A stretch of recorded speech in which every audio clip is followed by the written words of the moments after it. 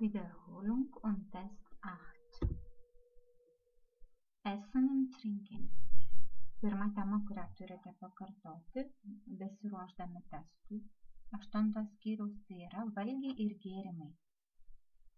Pakartokite žodžius ir jų artikelius. Farben, spalvos.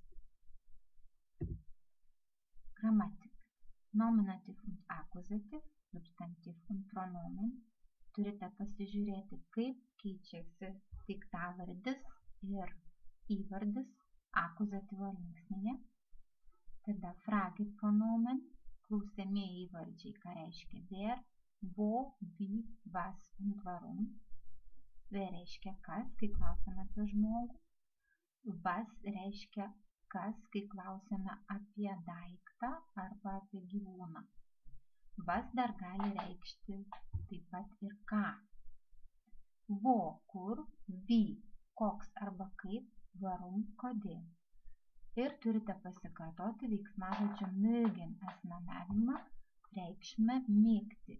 Ich mag, du magst, er, sie, es mag. Wir mögen, ihr mögt, sie mögen.